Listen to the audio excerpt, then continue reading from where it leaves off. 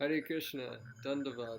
I offer my respects unto all my viewers and my friends and well-wishers, and especially unto my divine guardians who are guiding me throughout my life. Today I'm going to talk about a very interesting topic. It's the topic of complacency in the spiritual path, in the Bhakti-marga, for the sadhaka bhakta, and this complacency, it's a very common theme in spiritual life. It's something that probably everyone can relate with to some extent. And so in this video I want to talk about how it manifests and also how to overcome it. So let's start off with talking about how it manifests in the devotional sadhaka's life. So complacency, basically, it means lethargy. It means for lack of a better word, it means laziness in progressing on the spiritual path. They feel complacent in their practice, that they don't they don't have a real higher deep interest in moving forward in their practice, in their inner life, in their outer life, in all these things. So first off, we want to talk about how there's two types of complacency, actually. And well, really there's one type, but it can manifest in two ways. And so it can manifest via a positive way and also a negative way. So, and we can start off by saying, in general, complacency in the bhakti path, it's very common for a devotee to experience this when they are approaching the stage of bhakti called anartha-nivritti, or they're in anartha-nivritti, they're in that stage of bhakti. When one goes beyond it, they come to the stage of nishta bhakti, and in that stage, complacency is very, very limited. It still exists, but to a very limited degree. So, how does it manifest? How does it manifest in the life of a seeker, in a spiritual seeker? There's, all sorts of spiritual seekers. Krishna himself in the Bhagavad Gita says that, there's 4 types of people who come to me. And, some of them are seekers. Some of them just want relief from material suffering. And, so there's different grades of devotees, but they all can become advanced devotees. They can all become very high devotees. But they get introduced to Krishna in different ways. So, that being said, let's start off with the negative side. So, complacency, it's a common thing, like I said, when a devotee is experiencing anarthas, or the anartha-nivritti stage, if they're near that. And the reason being is because, one, in their practice, they see that, up until that stage, they may not have realized the full gravity of the bhakti path, of the lofty pursuits that the bhakti path has to offer, namely prem, Krishna prem. So they may not have realized the real gravity of the situation. And this is, of course, it's a very, everyone knows this, but it's called utsahamai. It means initial enthusiasm. So, and that typically lasts up until the stage of anartha-nivritti. It's commonly lasting up until then. then one starts to see Krishna. He shows in the heart that, wow, this is actually, this is a much more deeper situation than I initially thought. And so that initial enthusiasm is really good, and it helps the devotee like really get established in the bhakti sadhana and the bhakti path. But this is like going to be one of the major first challenges, is when these anartas are coming up in the heart. One's thinking, how can I ever be free of all these anartas? It seems like I don't have a chance. It seems like, I thought it was going to be easy, but now it's turning out to be a lot more difficult than I thought it would be. And there's so many statements in the scripture that say one can achieve all perfection just by chanting the holy name. They can get this very easily. And so there's some confusion, and they may get discouraged because they're thinking, I'm trying so hard. Maybe they're trying so hard for a year, 2 years, 3 years, 5 years, 10 years, whatever it may be. They may be thinking, I've been trying so hard, and maybe I'm not perfect, but still I feel like I'm not advancing as much as I should be. And so maybe, I don't know, maybe I should just give up, or whatever, something like that. So that's the one type of complacency, and it's born of this sense of being discouraged. Basically, they feel so many anartas are there. I have no chance of attaining high bhakti, high ruchi for Krishna Nam. Therefore, I might as well give up, or just put it in the back burner, and therefore they start focusing on other aspects of their life, whether it be economic development or sense enjoyment, or whatever it may be.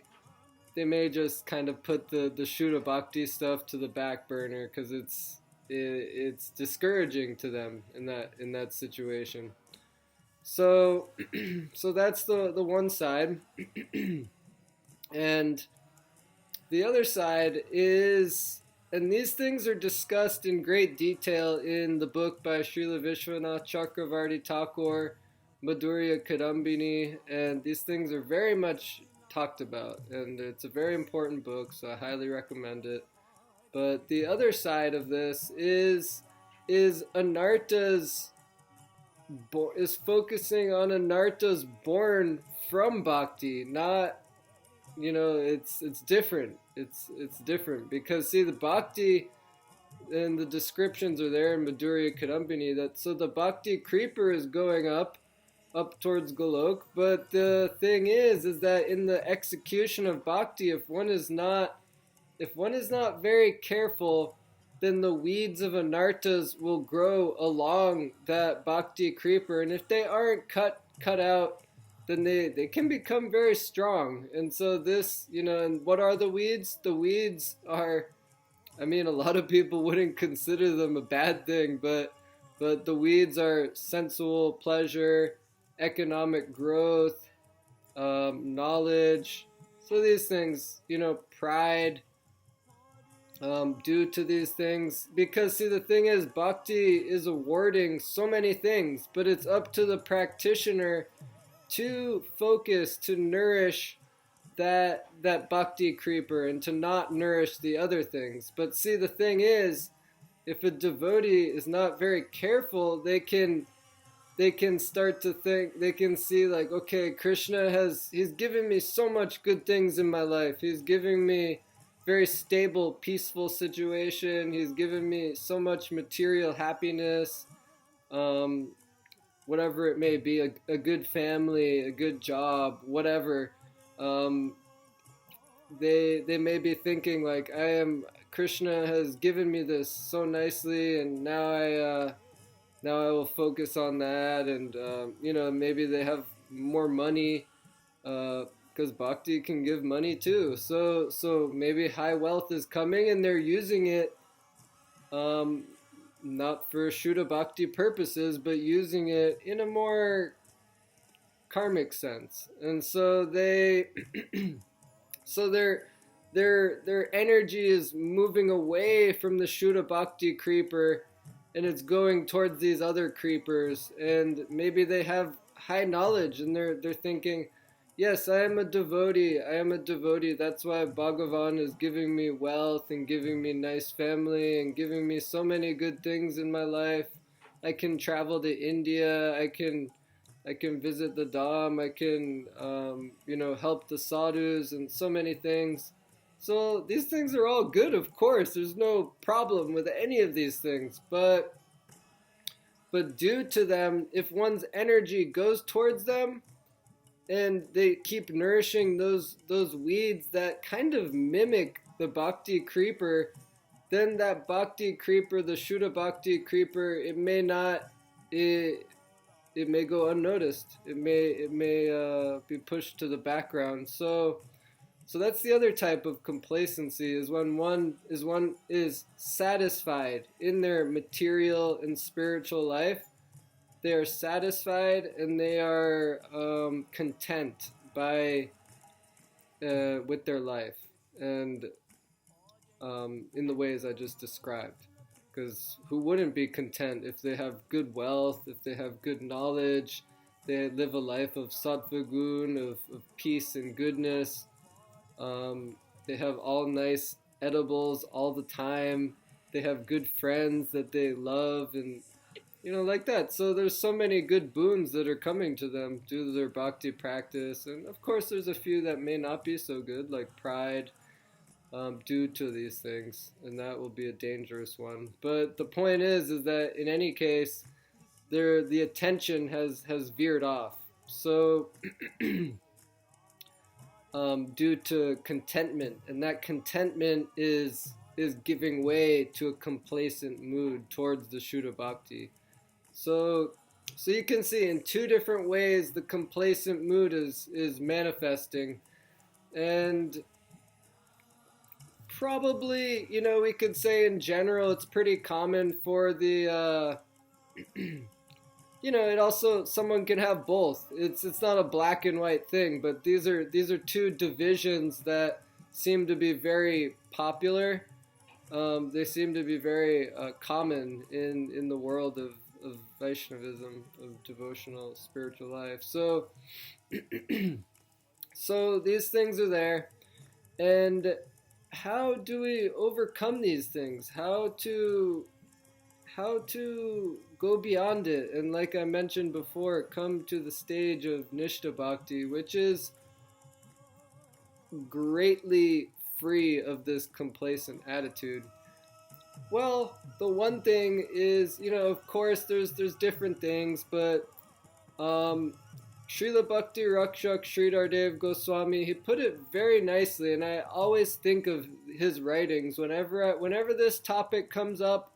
I'm always thinking of his writings, and it's a very common theme in his writings, and that is the quote. It's a very encapsulated quote. It's just "die to live."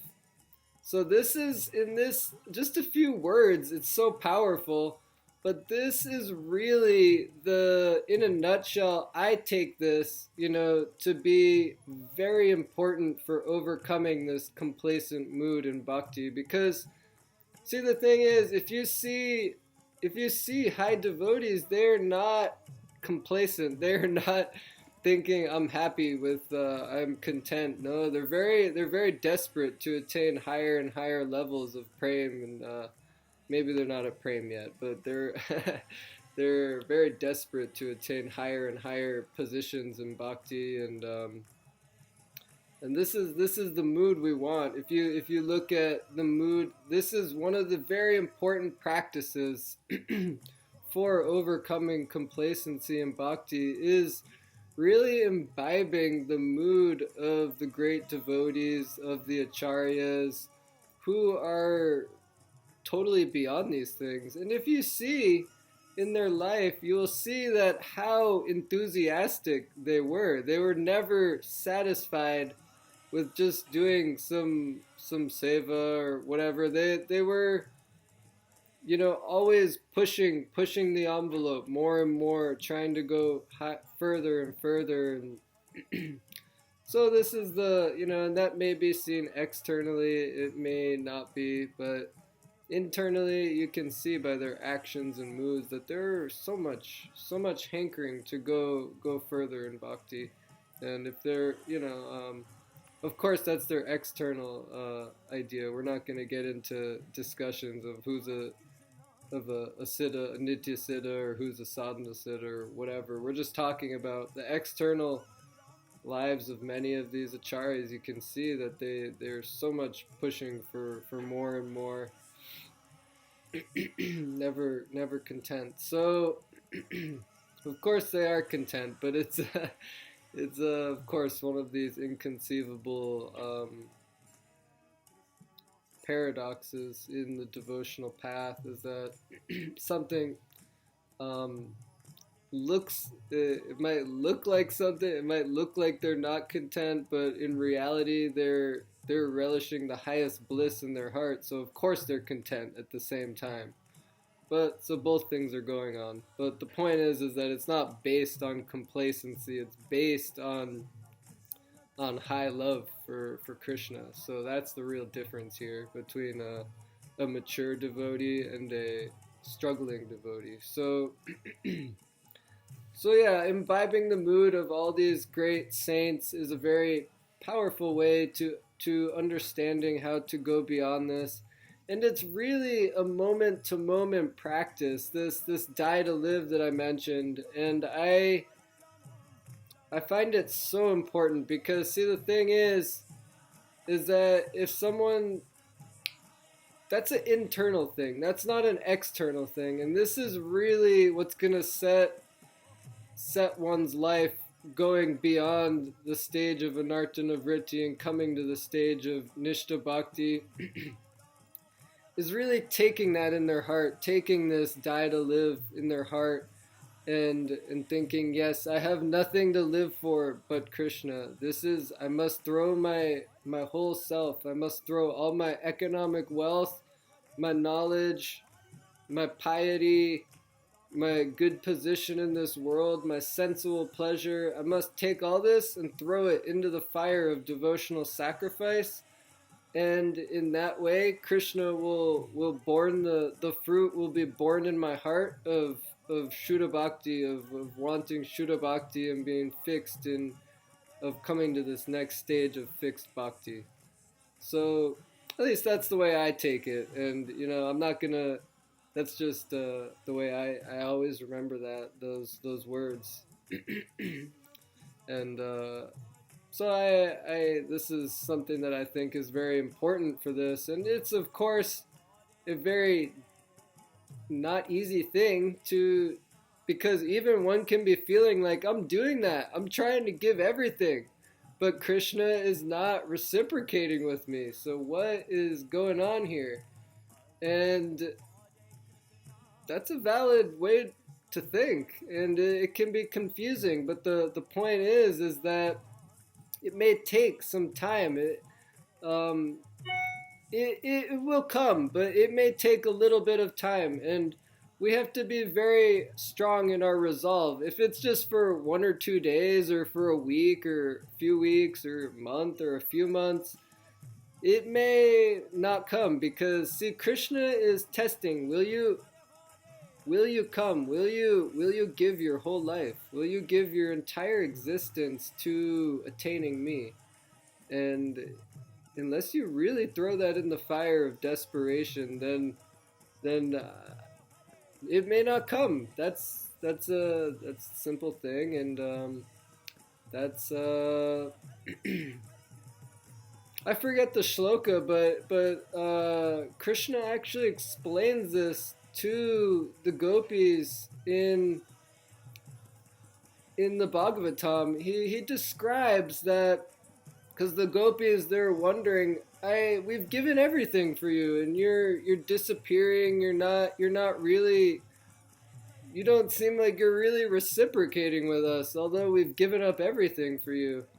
And Krishna explains that this is, in that situation, this is how I test my devotees. This is how I make their resolve for me so strong, so high. The fire of hankering in their heart will become so high, and this is how that manifests, is this deep mood of wanting, of this mood of separation, you could say. So, we're obviously not at the level of gopis, but or any of the Vrajvasis for that matter. Of course, some people maybe, but but this video is for Sadhaka Bhaktas primarily. So the point is that we should always be in our heart. We should have with strong resolve, thinking Krishna is making me do this for a reason. He wants me to prove that I am ready to come to a higher standard of bhakti,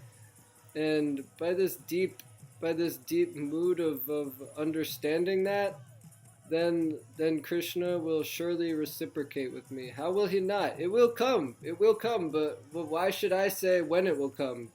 If I am sincere, Krishna will surely, this must come. There's no chance it won't come, because Krishna, he wants all of us to attain high bhakti. He wants us to attain him.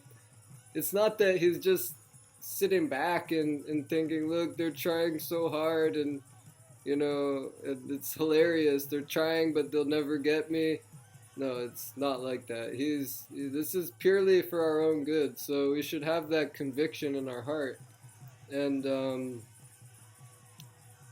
we can, like I said, hearing about the acharyas and associating with devotees who are, of a nishta nature.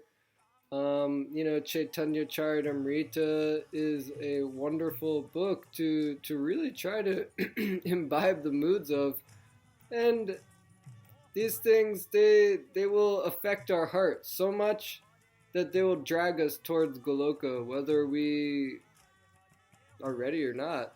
But the point is that these are very powerful. Mahaprabhu's life and teachings and his associates. And I talked about it a little bit in another video, attaining, faith. But the point is that we should always follow in their current, and if we do that, then surely they will take us to the higher realms of devotional life, and we should have sincere faith in that. And not that we just, blindly follow, but the point is that there have been many great devotees that have attained these situations of high bhakti from a conditioned stage. So we should also believe that this is true. This is factual, and I can also get this, but it may not be easy. So, in that regard, in my opinion, the negative side of complacency, where one feels like, they feel like they're not going anywhere. In my opinion, that one's better than being satisfied in devotional life, due to other weeds of bhakti growing, other anarthas like wealth and sense pleasure, stuff like that. I think it's better, but both have their challenges, and it's like we know, it's like we hear many times that the devatas, the high demigods, they're feeling so much high bliss in their lives that they apparently they don't have the same, kind of like intense mood of attaining, praying for Krishna. That's what we hear. So it's similar sense. That's how we can understand, the devotee in this world who has attained higher delights and who has attained a good situation. So anyway, those are some thoughts, and don't want to drag out this video too long, but hope it made sense to everyone. And if you like this video, please feel free to comment or press the like button or subscribe to my channel, share it with some friends, and hope you have a wonderful day. Hare Krishna.